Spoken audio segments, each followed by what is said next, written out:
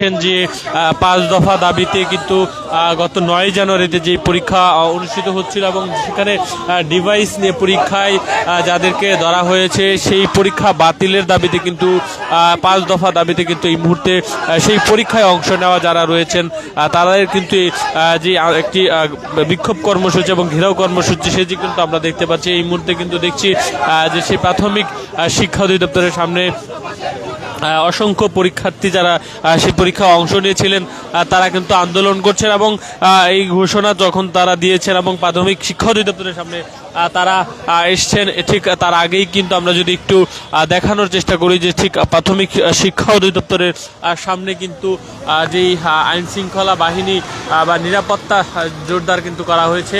আমরা দেখতে পাচ্ছি যে ঠিক এই মুহূর্তে দেখতে পাচ্ছেন যে প্রাথমিক শিক্ষা অধিদপ্তরের সামনে কিন্তু দুই সাইডে কিন্তু অসংখ্য পরিমাণ নিরাপত্তা জোরদার করা হয়েছে। সেখানে যে পুলিশের যে উপস্থিতি সেটি কিন্তু আমরা দেখতে পাচ্ছি এই মুহূর্তে সেই প্রাথমিক শিক্ষা অধিদপ্তরের সামনে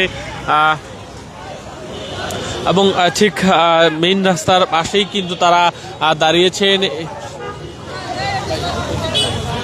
এখন পর্যন্ত প্রশাসন বা কর্তৃপক্ষ কারোর সাথে কথা বলে না, এখন পর্যন্ত আমরা কথা বলতে পারি নাই। তারা এখন পর্যন্ত আমাদেরকে কোনো কথা বলবে বলে আশ্বাসও দেয় নাই।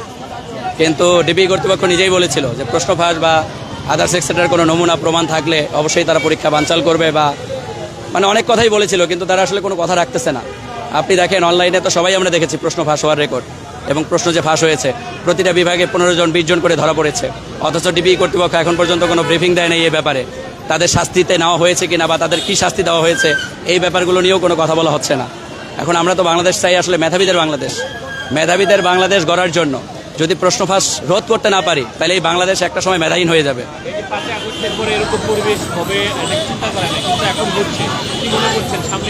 সামনে তো আরও ভয়াবহ হবে। আমরা যদি এদেরকে প্রশ্রয় দেই, সামনে দেখবেন এখন যদি ধরেন 5000 স্টুডেন্ট কোনোভাবে প্রাইমারি শিক্ষক হয় ডিভাইস পার্টি দিয়ে বা প্রশ্ন ফাঁস দিয়ে, এই 5000 আবার লগ ইন করে প্রতিটার সাথে আরও 10 জন 20 জন করে তৈরি হবে।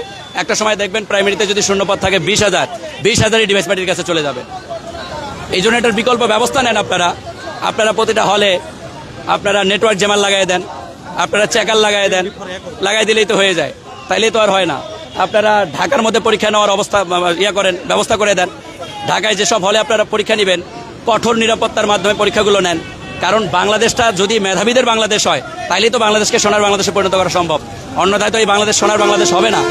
আমরা চাই সোনার বাংলাদেশে পরিণত হোক।